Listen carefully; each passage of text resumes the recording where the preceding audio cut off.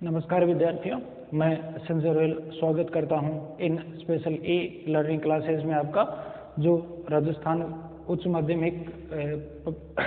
Public उच्च माध्यमिक विद्यालय मंडावा के द्वारा आपको उपलब्ध है करवाई जा रही हैं।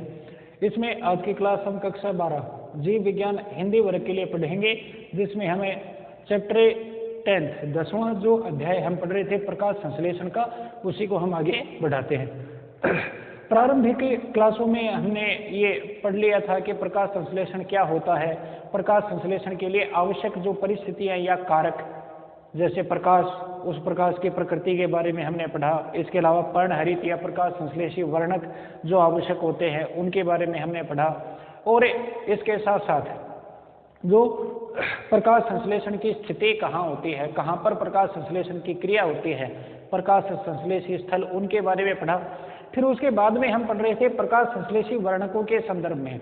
प्रकाश संश्लेषी वर्णकों के संदर्भ में प्रकाश संश्लेषण की क्रिया विधि जो है वो हम पढ़ रहे थे, जो दो भागों में विभाजित की जाती है, एक प्रकाशिक अभिक्रिया और एक अप्रकाशिक अभिक्रिया। प्रकाशिक अभिक्रिया जो प्रकाश की उपस्थिति में होती है, जिसमें प्रकाश संश्लेषी वर्णकों की भूमिका होती है, जो प्रकाश का अवशोषण करते हैं और प्रकाश की उस ऊर्जा को वो रासायनिक ऊर्जा में बदलते हैं। अब यहाँ पर उसके अंदर हमने ये पढ़ा था कि प्रकाश संश्लेषण की ये जो प्रकाशिक अभिक्रिया है वो हरित लवक के ग्रेना भाग में होती है। इस ग्रेना भाग में थाइलेकोइड या पटलिकाएं होती हैं।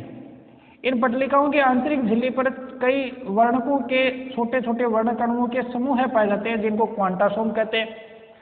अब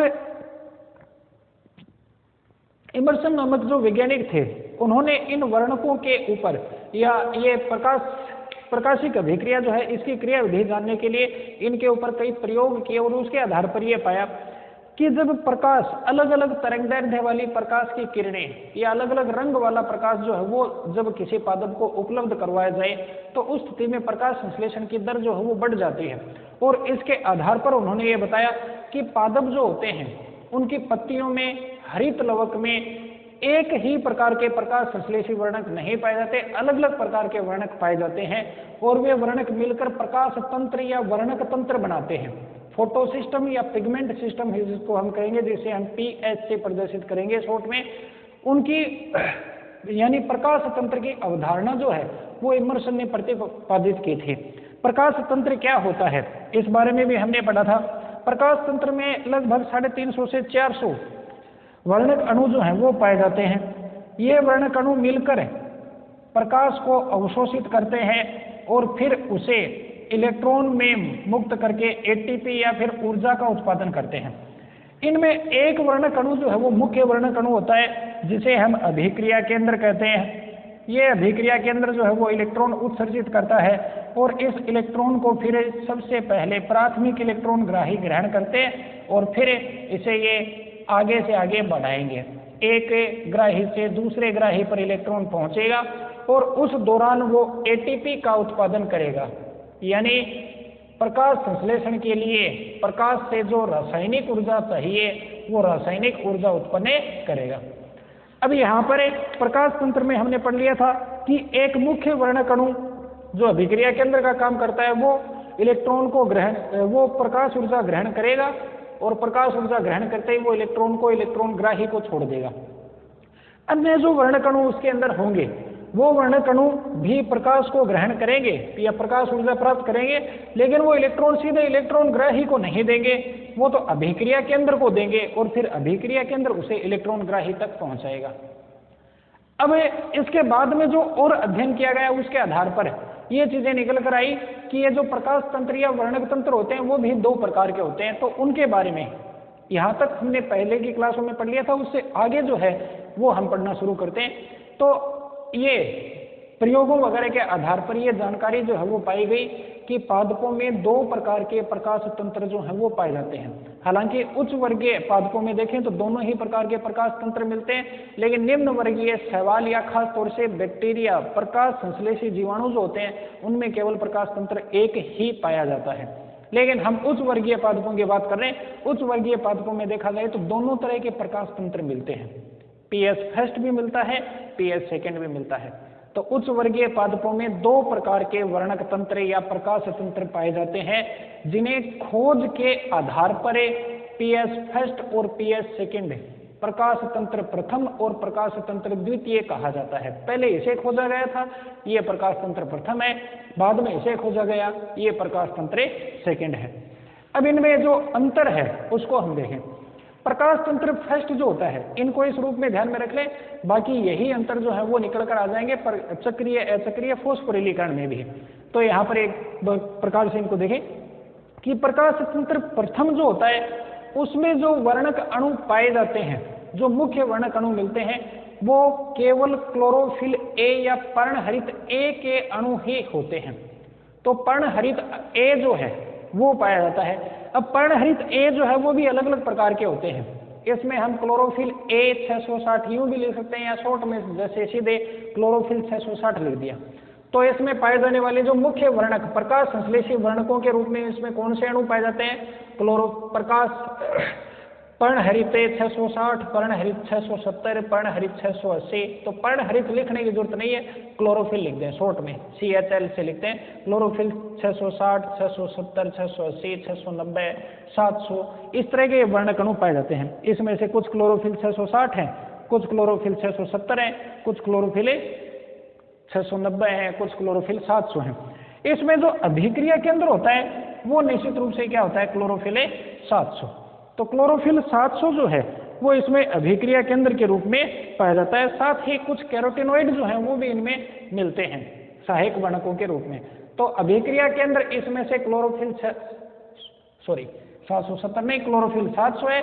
बाकी जो है वो सहायक वर्णकों का या एंटीनी वर्णकों का कार्य करते हैं। अब यूं भी नहीं है कि क्लोरोफिल 700 का केवल एक ही अणु मिलता है। क्लोरोफिल 700 के भी कई सारे अणु 50-60 अणु मिल सकते हैं, लेकिन उनमें से केवल एक अणु जो है वो अभिक्रिया केंद्र का काम करेगा। बाकी क्लोरोफिल 700 जो है वो क्या काम करेंगे? सहायक वर्णकों का काम करेंगे। तो सीधी सी बात इतना ध्यान रखें, इसमें वर्णक ये मिलते हैं, अभिक्रिया केंद्र क्लोरोफिल 700 होता है। जबकि इसमें यदि ये वर्णक तंत्र सेकंड है तो इसमें जो मुख्य वर्णक मिलेंगे वो क्लोरोफिल 650, 660, 670, 680 ये होंगे। इसके अलावा क्लोरोफिल बी और कैरोटिनॉइड जो हैं वो भी इसमें पाए जाते हैं। इनमें से अभिक्रिया केंद्र जो है वो 680 होता है। अब ये क्लोरोफिल 700 और क्लोरोफिल 680, इसका मतलब क्या है? ये सारे जो हैं वो तरंगदैर्ध्य का मान है, और ये जो तरंगदैर्ध्य है वो जिस परास में आता है वो लाल रंग का तरंगदैर्ध्य है। तो यहाँ पर क्लोरोफिल यदि प्रकाश तरंग का तरंगदैर्ध्य 670 है तो भी वो लाल रंग का है, 690 है तो भी लाल रंग का, 700 है तो भी लाल रंग का। इसमें से क्लोरोफिल 700 जो है वो 700 रंग के तरंगदैर्ध्य वाले प्रकाश को अवशोषित करता है। 660 है वो 660 के तरंगदैर्ध्य के प्रकाश को अवशोषित करता है। तो यहाँ पर देखें तो मुख्य वर्णक या अभिक्रिया केंद्र जो है वो क्लोरोफिल 700 है, और इसमें मुख्य वर्णक या अभिक्रिया केंद्र जो है वो क्लोरोफिल 680 है। यानी पीएस फर्स्ट जो है वो उच्च तरंगदैर्ध्य वाले प्रकाश का अवशोषण करता है।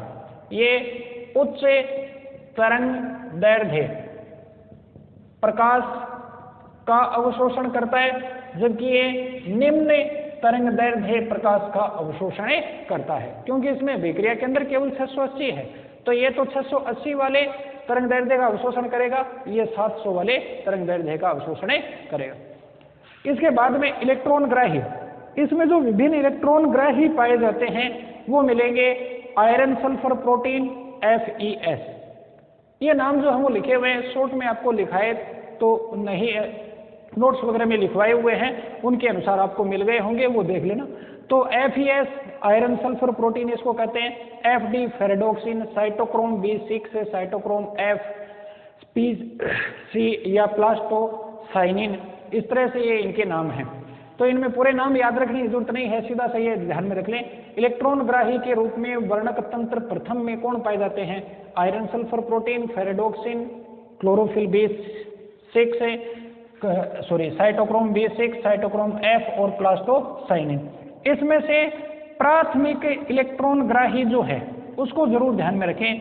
पीएस फर्स्ट प्रकाश तंत्र प्रथम में प्राथमिक इलेक्ट्रॉन ग्राही के रूप में पाया जाता है आयरन सल्फर प्रोटीन, जबकि वर्णक तंत्र द्वितीय है, सेकंड है तो उसमें प्राथमिक इलेक्ट्रॉन ग्राही, प्रथम जो इलेक्ट्रॉन ग्राही होगा, जो अभिक्रिया के अंदर से इलेक्ट्रॉन लेगा, वो इलेक्ट्रॉन ग्राही इसके अंदर मिलेगा थियोफाइटिन। अन्य इलेक्ट्रॉन ग्राही जो है वो plastoquinone, cytochrome B6, cytochrome F, PC, plastocyanin वगैरह ये पाए जाते हैं। इसके बाद में ये कौन से प्रकाशिक फॉस्फोरिलीकरण में भाग लेते हैं? प्रकाशिक फॉस्फोरिलीकरण जस्ट अभी हम पढ़ेंगे, दो तरह का होता है जिसमें ATP बनते हैं, एक चक्रीय एक अचक्रीय। यह केवल चक्रीय फॉस्फोरिलीकरण में भाग लेता है, जबकि उल्टा बोल दिया, ये जो है वो चक्रीय और अचक्रीय दोनों प्रकार के फॉस्फोरिलीकरण में भाग लेता है। PS फर्स्ट जो है वो, जबकि PS सेकंड जो है वो केवल एक ही यानी अचक्रीय फॉस्फोरिलीकरण जो है उसी में भाग लेता है, चक्रीय फॉस्फोरिलीकरण में ये नहीं पाया जाता। तो ये भी इसमें एक अंतर है। प्रकाश तंत्र प्रथम चक्रीय और अचक्रीय दोनों प्रकाशिक फॉस्फोरिलीकरण में भाग लेता है, जबकि प्रकाश तंत्र द्वितीय जो है वो केवल अचक्रीय फॉस्फोरिलीकरण में ही भाग लेता है। ये पैराग्राफ वगैरह के रूप में ये विशेषताएं लिखाई हुई हैं, पहले इसकी और फिर बाद में इसकी। इनमें अंतर वगैरह यदि पूछें तो इसको ध्यान में रख लें, इनके आधार पर अंतर बता दें। एक अंतर ये बता सकते हैं कि ये उच्च तरंग दैर्ध्य वाले प्रकाश का अवशोषण करता है, ये निम्न तरंग दैर्ध्य वाले प्रकाश का अवशोषण करता है। कोई ज्यादा विशेष बात नहीं है, बस यूं ध्यान में रख लें। वर्णक तंत्र दोनों होते एक से ही हैं। दोनों वर्णक तंत्रों में क्या मिलेंगे? प्रकाश संश्लेषी वर्णक अणु मिलेंगे, एक अभिक्रिया केंद्र होगा और कई सारे इलेक्ट्रॉन ग्राही होंगे, और उनके माध्यम से वो प्रकाश ऊर्जा को अवशोषित करके ATP का उत्पादन करेंगे या रासायनिक ऊर्जा का उत्पादन करेंगे। बस क्रिया विधि में अंतर है। अंतर यह है कि वर्णक अणु जो मिलते हैं PS फर्स्ट में वो क्लोरोफिल 660 से क्लोरोफिल 700 तक के हैं, इसमें क्लोरोफिल 650 से क्लोरोफिल 680 तक के हैं। यानी ये निम्न तरंग दैर्ध्य का अवशोषण करते हैं, ये उच्च तरंग दैर्ध्य का अवशोषण करते हैं। अभिक्रिया केंद्र क्लोरोफिल 700 है तो है प्रोडक्ट PS फर्स्ट, और क्लोरोफिल 680 है तो है PS सेकेंड। इलेक्ट्रॉन ग्राही iron, sulphur, protein, ferredoxin, cytochrome B6, cytochrome F, plastocyanin ये मिले तो है प्रकाश तंत्र फर्स्ट, और इलेक्ट्रॉन ग्राही में pheophytin, plastoquinone, cytochrome B6, cytochrome F, PC मिले तो वो है वर्णक तंत्र द्वितीय। प्राथमिक इलेक्ट्रॉन ग्राही कौन सा होता है? PS फर्स्ट में तो है आयरन, सल्फर, प्रोटीन, और PS सेकेंड में है थियोफाइटिन प्रोटीन। PS फर्स्ट चक्रीय और अचक्रीय दोनों प्रकार के फॉस्फोरिलीकरण में भाग लेता है, यह केवल अचक्रीय फॉस्फोरिलीकरण में ही भाग लेता है। PS फर्स्ट ये जो है ये इलेक्ट्रॉन जो मुक्त होते हैं प्रकाश के अवशोषण से, उन इलेक्ट्रॉनों को घुमा फिरा करे लास्ट में ये NADP को प्रदान कर देता है, जिससे NADP जो है वो किस में बदल जाता है? NADPH2 में। तो इस तरह से ये NADPH2 के निर्माण में भाग लेता है, जबकि इससे इलेक्ट्रॉन निकलने के बाद में आगे जाकर ये प्रकाश तंत्र सेकंड से प्रकाश तंत्र फर्स्ट जो है उसमें प्रवेश करेंगे। तो ये दो वर्णक तंत्र जो पाए जाते हैं पादपों में, उनके बारे में पढ़ा। अब मुख्य चीज पर हम आते हैं जो इन वर्णक तंत्रों के संदर्भ में है, वो है फॉस्फोरिलीकरण या प्रकाशीय फॉस्फोरिलीकरण। प्रकाशीय फॉस्फोरिलीकरण जो है वो किसे कहते हैं? पहले तो उसी चीज को देखते हैं। प्रकाशिक फॉस्फोरिलीकरण, इसकी परिभाषा जो है वो भी कई बार पूछ ली जाती है, सीधी सी ध्यान में रखें। प्रकाशिक फॉस्फोरिलीकरण का मतलब है प्रकाश की उपस्थिति में फॉस्फोरिलीकरण होना। अब पहली चीज तो ये देखें कि फॉस्फोरिलीकरण किसे कहते हैं? फॉस्फोरिलीकरण या फॉस्फोरिलेशन का मतलब है ADP से एक फॉस्फेट समूह का जुड़ना और ATP का बनना। ATP का निर्माण जिस अभिक्रिया में होता है उसे हम फॉस्फोरिलीकरण कहते हैं, और ATP निर्माण के लिए जो ऊर्जा चाहिए वो यदि प्रकाश के द्वारा उत्पन्न होती है तो उस स्थिति में उसे हम प्रकाशिक फॉस्फोरिलीकरण कहेंगे। तो प्रकाश ऊर्जा की सहायता से या प्रकाश ऊर्जा की उपस्थिति में इलेक्ट्रॉनों का उत्सर्जित होना और उसके आधार पर ATP का निर्माण होना, ये प्रक्रिया जो है वो क्या कहलाती है? प्रकाशिक फॉस्फोरिलीकरण कहलाती है। अब यहाँ पर ये प्रकाशिक फॉस्फोरिलीकरण होता कैसे है? पादपों में पाए जाने वाले जो वर्णक तंत्र होते हैं, चाहे फर्स्ट हो सेकेंड हो कोई सा ही हो, वर्णक तंत्र जो है वो वर्णक तंत्र में पाए जाने वाले वर्णक अणु प्रकाश या कह सकते हैं फोटोन ऊर्जा का अवशोषण करते हैं और ये ऊर्जा का अवशोषण करते इलेक्ट्रॉन को छोड़ देते हैं। ये इलेक्ट्रॉन ग्राही के द्वारा ग्रहण कर लिए जाते हैं। फिर बाद में इलेक्ट्रॉन ग्राही जो है वो इन्हें अन्य इलेक्ट्रॉन ग्राहियों पर भेजता है। तो इलेक्ट्रॉन इस तरह से घूमते हैं। जब इलेक्ट्रॉन प्रकाश के अवशोषण के कारण से उत्सर्जित हुए थे तो वो कहाँ चले गए? उच्च ऊर्जा स्तर में। और फिर वो बाद में जब दूसरे ग्राहियों पर जाते हैं तो वो वापस कहाँ आते हैं? निम्न ऊर्जा स्तर में। और इलेक्ट्रॉन जब भी उच्च ऊर्जा स्तर से निम्न ऊर्जा स्तर में आता है तो सीधा सा है, केमिस्ट्री वगैरह में पढ़ा होगा परमाणु संरचना में, उच्च ऊर्जा स्तर से निम्न ऊर्जा स्तर में आता है तो वो ऊर्जा मुक्त करता है। और ये ऊर्जा जो मुक्त होती है वही इतनी पर्याप्त ऊर्जा उत्पन्न कर देती है जो एडीपी को एटीपी में बदल देती है। तो इस आधार पर सीधा सा हम कह सकते हैं कि प्रकाश के अवशोषण से जो इलेक्ट्रॉन उत्सर्जित होकर इलेक्ट्रॉन ग्राही तक पहुंचते हैं वे फिर निम्न ऊर्जा स्तर वाले इलेक्ट्रॉन ग्राहियों की ओर लौटते हैं।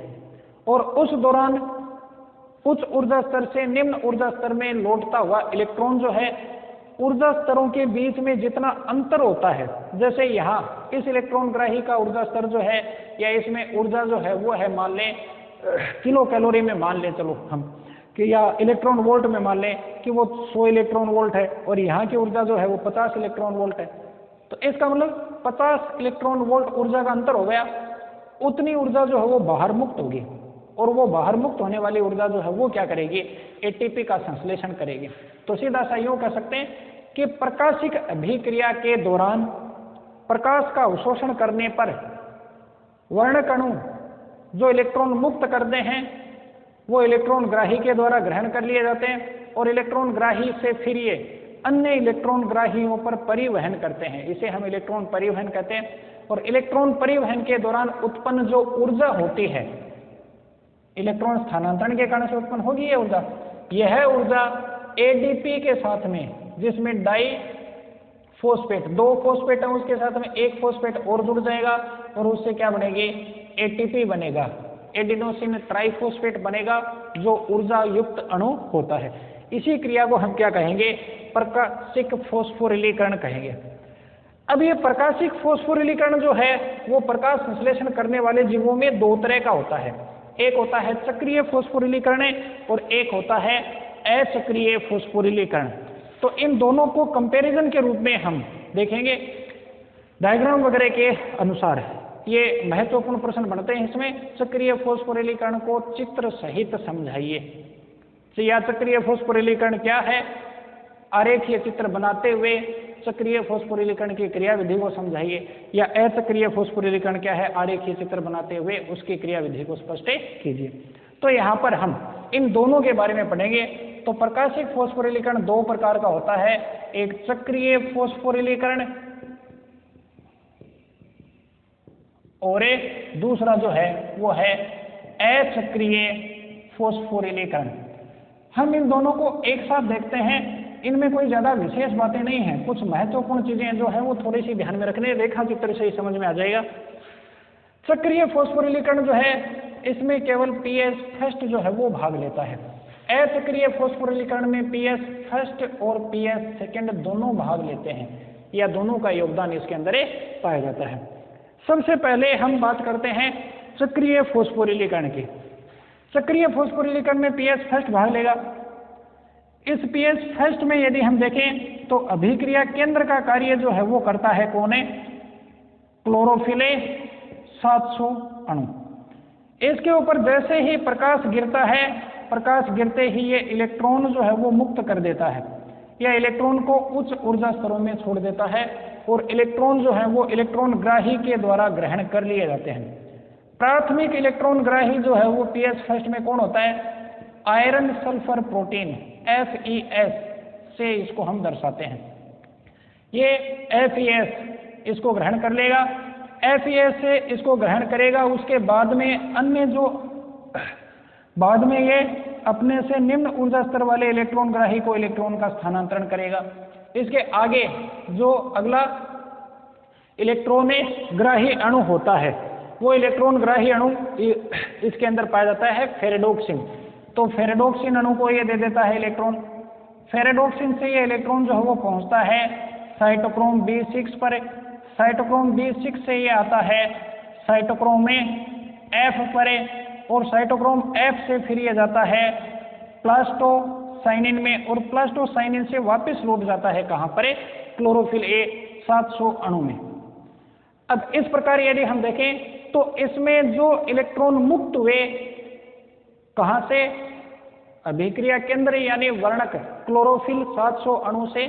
तो पर्णहरित अणु से इलेक्ट्रॉन निकले थे, घूम फिरकर वापस वहीं पर इलेक्ट्रॉन आ गए, लेकिन इन इलेक्ट्रॉन को निकालने के लिए जो प्रकाश ऊर्जा अवशोषित की गई थी वो इलेक्ट्रॉन परिवहन के दौरान फिर यहाँ पर मुक्त होती है, और क्लोरोफिल B6 और साइटोक्रोम F के बीच में इतना ऊर्जा अंतर होता है कि वहां पर ATP का उत्पादन हो जाता है। यही चक्रीय फॉस्फोरिलीकरण है। फॉस्फोरिलीकरण क्यों कहा, क्योंकि इलेक्ट्रॉन परिवहन के दौरान मुक्त ऊर्जा जो है वो ADP से ATP का उत्पादन करती है। तो ये तो हो गया फॉस्फोरिलीकरण। और चक्रीय क्यों, क्योंकि जो इलेक्ट्रॉन क्लोरोफिल 700 अणु से निकले थे वापस घूमकर वहीं पर आ जाते हैं, इसलिए इसे चक्रीय फॉस्फोरिलीकरण कहते हैं। तो चक्रीय फॉस्फोरिलीकरण जो है इसको स्पष्ट करना हो, इसकी क्रिया विधि वगैरह को बताना हो तो इसमें सीधा सा ध्यान में रखें, इसमें केवल PS फर्स्ट या प्रकाश तंत्र प्रथम जो है वह भाग लेता है, जिसमें अभिक्रिया केंद्र का कार्य क्लोरोफिल 700 अणु करता है। सबसे पहले क्लोरोफिल अणु के द्वारा प्रकाश ऊर्जा को अवशोषित किया जाता है, और यह इसके कारण से इससे इलेक्ट्रॉन जो है वो मुक्त हो जाते हैं, जो प्राथमिक इलेक्ट्रॉन ग्राही FeS के द्वारा ग्रहण किए जाते हैं। FeS से फिर ये आगे अन्य इलेक्ट्रॉन ग्राहियों पर होते हुए क्रमशः कैसे, FeS से फेरेडोक्सिन, फेरेडोक्सिन से साइटोक्रोम B6, साइटोक्रोम B6 से साइटोक्रोम F, और फिर उससे प्लास्टोसाइनिन से होते हुए वापस क्लोरोफिल 700 अणु तक पहुंच जाते हैं। लेकिन इस दौरान साइटोक्रोम B6 और साइटोक्रोम F के मध्य इतना ऊर्जा अंतराल उत्पन्न होता है जो ADP से ATP अणु बना देता है। हालांकि यह ऊर्जा अंतराल कम होता है, और चक्रीय फॉस्फोरिलीकरण के कारण से केवल इसमें 6 ATP ही बनते हैं, जबकि अचक्रीय फॉस्फोरिलीकरण में कुल मिलाकर 18 ATP बनेंगे। यह चक्रीय फॉस्फोरिलीकरण की जो क्रिया विधि है वो पाई जाती है केवल निम्न वर्गीय जंतुओं में, खास तौर से प्रोकैरियोटिक प्रकाश संश्लेषी जीवाणु जो है उन्हीं के अंदर ये पाया जाता है, तो जीवाणुओं में ही मिलता है। उच्च वर्गीय पादपों में हम जो पढ़ते हैं वो चक्रीय फॉस्फोरिलीकरण नहीं, अचक्रीय फॉस्फोरिलीकरण इनके अंदर पाया जाता है। अब अचक्रीय फॉस्फोरिलीकरण जो है वो महत्वपूर्ण होगा। अचक्रीय फॉस्फोरिलीकरण में क्या होगा, इसमें PS फर्स्ट और PS सेकंड दोनों भाग लेते हैं। प्रारंभ हालांकि हमेशा ही होता है किससे, PS सेकंड से। तो PS सेकंड, अब ये भाग पहले लेता है, फिर सेकंड नाम क्यों दिया है, क्योंकि खोज पहले इसकी हुई थी इसलिए इसको PS सेकंड कहा जाता है, इसकी खोज बाद में हुई, हालांकि ये भाग लेता है पहले। तो PS सेकंड जो है वो पहले भाग लेता है। PS सेकंड में जो मुख्य अभिक्रिया केंद्र अणु है वो क्या है, क्लोरोफिल 680। तो क्लोरोफिल 680 पर्णहरित अणु 680 जो है वो यहाँ पर इलेक्ट्रॉन को ग्रहण करता है, या इसे P680 भी कह सकते हैं। तो क्लोरोफिल 680 या P680, P का मतलब पिगमेंट है, क्लोरोफिल यानी पर्णहरित है, दोनों एक ही बातें हैं। तो क्लोरोफिल 680 जो है वो प्रकाश ऊर्जा को ग्रहण करता है, और प्रकाश को ग्रहण करके ये इलेक्ट्रॉन मुक्त कर देता है, और ये इलेक्ट्रॉन को उच्च ऊर्जा स्तर पर पाए जाने वाले जो इलेक्ट्रॉन ग्राही हैं उसे सौंप देता है। यहाँ से ये जो इलेक्ट्रॉन मुक्त हुए ये इलेक्ट्रॉन ग्रहण किए जाते हैं किसके द्वारा, थियोफाइटिन के द्वारा, क्योंकि प्रकाश तंत्र द्वितीय जो है उसमें प्राथमिक इलेक्ट्रॉन ग्राही थियोफाइटिन होता है। थियोफाइटिन से फिर ये वापस निम्न ऊर्जा स्तरों में आते हैं।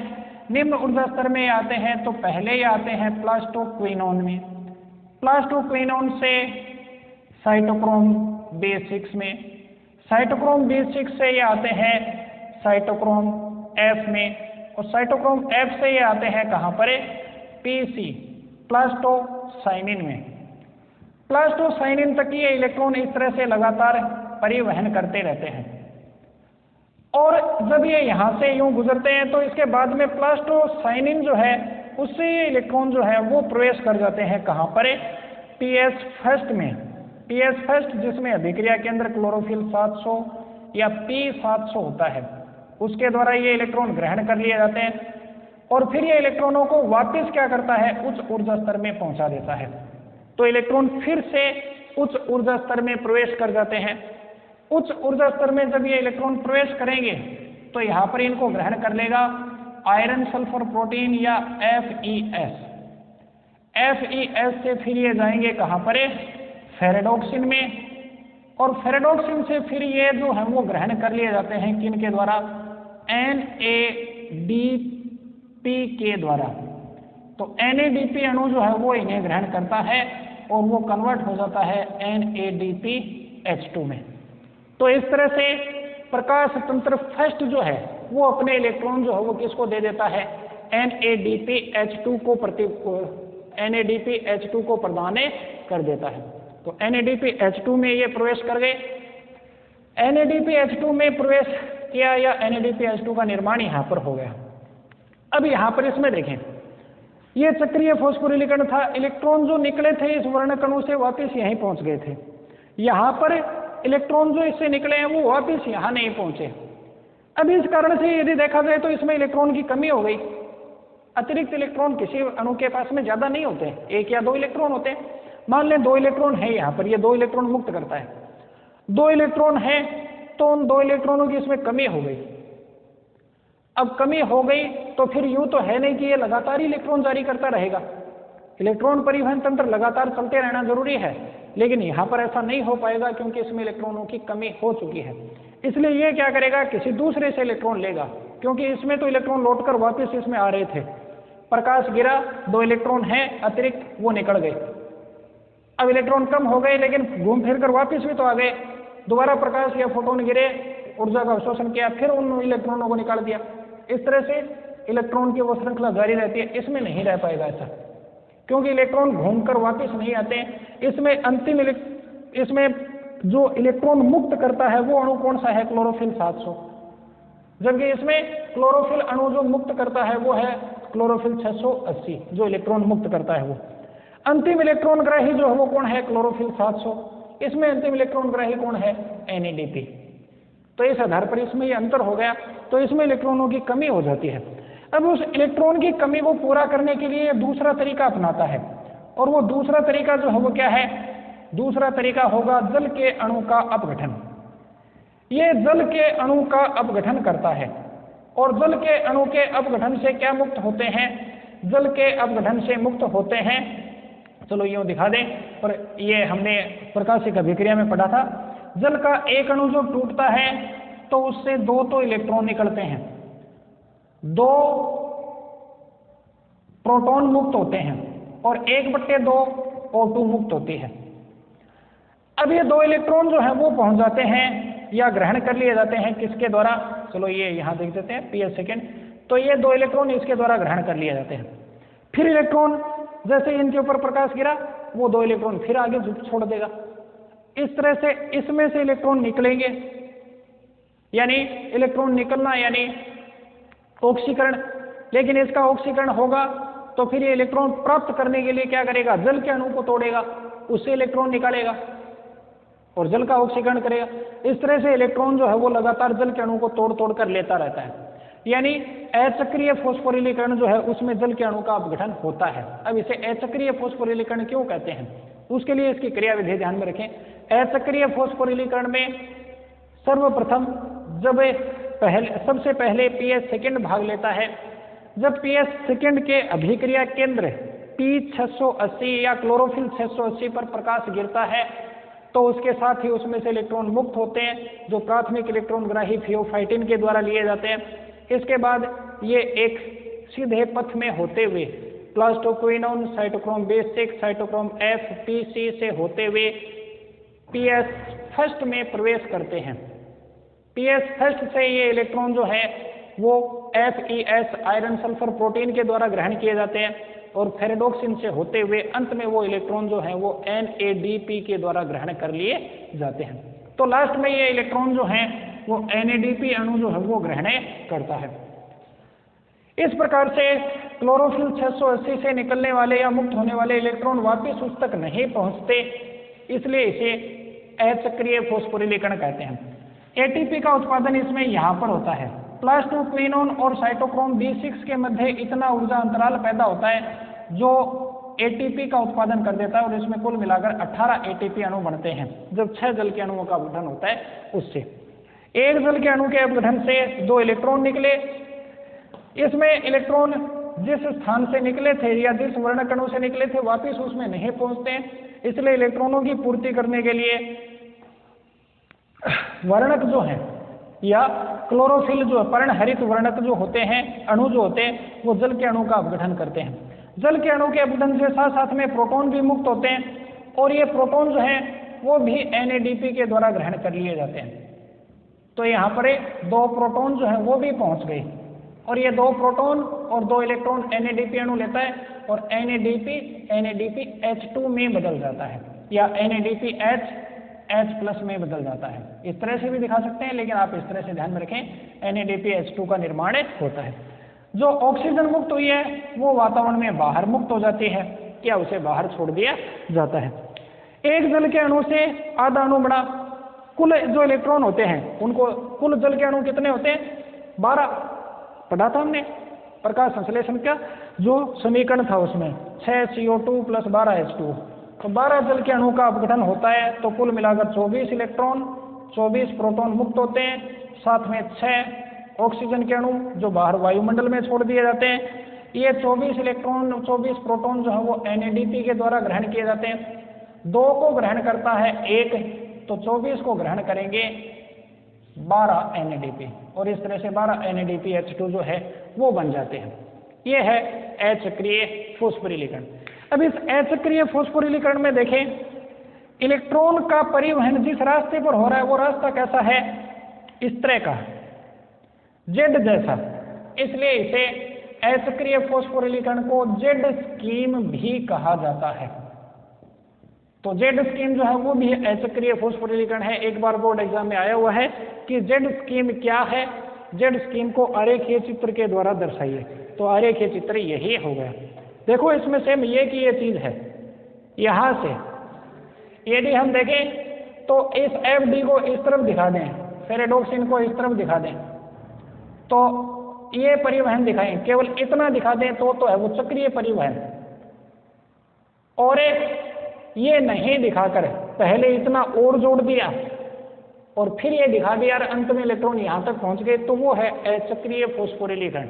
तो यूं ज्यादा कंफ्यूज नहीं हो, सीधा सा अब इसके अनुसार ये अचक्रीय फॉस्फोरिलीकरण की क्रिया विधि जो है वो यहाँ पर इस प्रकार से जो है वो हमने देखी। अब अचक्रीय फॉस्फोरिलीकरण की विशेषताएं देखें क्या है। इसमें दोनों प्रकाश तंत्र भाग लेते हैं या अंतर पूछा जाता है, उस अंतर को ध्यान में रखें। चक्रीय फॉस्फोरिलीकरण जो है उसमें केवल एक ही प्रकाश तंत्र भाग लेता है, इसमें दोनों प्रकाश तंत्र भाग लेते हैं।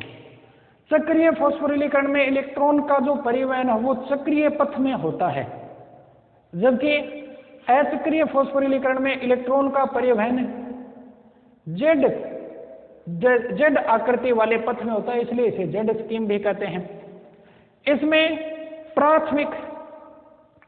इसमें सबसे पहले इलेक्ट्रॉन जो मुक्त होते हैं या प्रकाश का अवशोषण करके इलेक्ट्रॉन मुक्त करने वाला जो अणु है वो क्लोरोफिल 700 होता है, जबकि इसमें क्लोरोफिल 680 होता है। प्राथमिक इलेक्ट्रॉन ग्राही आयरन सल्फर प्रोटीन होता है, प्राथमिक इलेक्ट्रॉन ग्राही थियोफाइटिन होता है। क्लोरोफिल से या पर्णहरित से मुक्त होने वाले इलेक्ट्रॉन वापस चक्रीय पथ से होते हुए वापस उसी के द्वारा ग्रहण कर लिए जाते हैं। इसमें प्रकाश ऊर्जा के द्वारा मुक्त होने वाले इलेक्ट्रॉन जो हैं वो वापस वहां तक नहीं पहुंचते। प्रकाश अवशोषण से मुक्त इलेक्ट्रॉन अंत में NADP के द्वारा ग्रहण किए जाते हैं, जिससे NADPH2 बनते हैं। इसमें NADPH2 नहीं बनते, इसमें NADPH2 बनते हैं।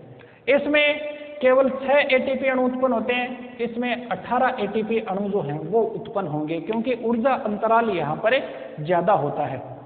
इसके अलावा इसमें जल के अणु का अपघटन होता है या जल अपघटन होता है अचक्रीय फॉस्फोरिलीकरण में। चक्रीय फॉस्फोरिलीकरण में जल अपघटन नहीं होता या जल का प्रकाशिक अपघटन नहीं होता। जल का प्रकाशिक अपघटन नहीं होता तो O2 भी उत्पन्न नहीं होते, जल का प्रकाशिक अपघटन होता है तो O2 भी उत्पन्न होती है। ये जो है वो अचक्रीय फॉस्फोरिलीकरण की विशेषता हो गई। तो इनको इस रूप में ध्यान में रखें, ये चक्रीय फॉस्फोरिलीकरण है, ये अचक्रीय फॉस्फोरिलीकरण है। विशेषताएं वगैरह सारी इससे निकल कर आ जाएंगी। बाकी इसके बारे में वर्णन वगैरह में कुछ भी याद करने की जरूरत नहीं है, इसके अनुसार बता दें। 2 वर्णक तंत्र भाग लेते हैं। सर्वप्रथम प्रकाश का अवशोषण क्लोरोफिल 680 अणु करता है। जैसे ही उसके ऊपर प्रकाश या ऊर्जा वाले फोटोन कण गिरते हैं उससे इलेक्ट्रॉन मुक्त हो जाते हैं। ये इलेक्ट्रॉन प्राथमिक इलेक्ट्रॉन ग्राही फियोफाइटिन के द्वारा ग्रहण किए जाते हैं। फियोफाइटिन से ये इलेक्ट्रॉन क्रमशः plastoquinone, cytochrome B6, cytochrome F और प्लास्टोसाइनिन पर परिवहन करते हैं और अंत में PS फर्स्ट के अभिक्रिया केंद्र P700 द्वारा अवशोषित कर लिए जाते हैं। P700 से इलेक्ट्रॉन फिर उच्च ऊर्जा स्तर में आयरन सल्फर प्रोटीन के द्वारा ग्रहण किए जाते हैं और फिर फेरेडोक्सिन से होते हुए अंत में वो NADP के द्वारा ग्रहण कर लिए जाते हैं। इलेक्ट्रॉन वर्णक अणु तक, वर्णक अणु से निकलने वाले इलेक्ट्रॉन वापस उस तक नहीं पहुंचते, इसलिए इलेक्ट्रॉनों की पूर्ति के लिए वर्णक या प्रकाश संश्लेषी वर्णक पर्णहरित जो है वो जल के अणुओं का प्रकाशिक अपघटन करता है और उससे मुक्त होने वाले प्रोटॉन जो हैं वो NADPH2 बनाते हैं। इसमें NADPH2 बनते हैं, इसमें नहीं बनते। प्रकाशिक अपघटन होता है जल का, प्रकाशिक अपघटन जल का नहीं होता। ऑक्सीजन मुक्त होती है, ऑक्सीजन मुक्त नहीं होती। ATP संख्या में 18 बनते हैं, ATP संख्या में कम 6 बनते हैं। तो ये जो है वो इनमें अंतर हो जाएंगे और ये इन दोनों की क्रियाविधि हो जाएगी। इस तरह से हमने चक्रीय अचक्रीय फॉस्फोरिलीकरण पढ़ा। उच्च वर्गीय पादपों में ध्यान में रखें एक अंतर ये भी, अचक्रीय फॉस्फोरिलीकरण जो है वो उच्च वर्गीय पादपों में पाया जाता है, जबकि चक्रीय फॉस्फोरिलीकरण केवल निम्न वर्गीय शैवाल प्रोकैरियोटिक प्रकाश संश्लेषी जीवाणु जो होते हैं उनके अंदर ही ये चक्रीय फॉस्फोरिलीकरण होता है, बाकी अचक्रीय फॉस्फोरिलीकरण ही होगा। अचक्रीय फॉस्फोरिलीकरण में मुख्य रूप से उपयोग जो है वो किसका हुआ? प्रकाश का। 12 जल के अणु प्रकाश की उपस्थिति में और साथ में क्लोरोफिल या पर्णहरित जो है वो भी भाग ले रहे हैं।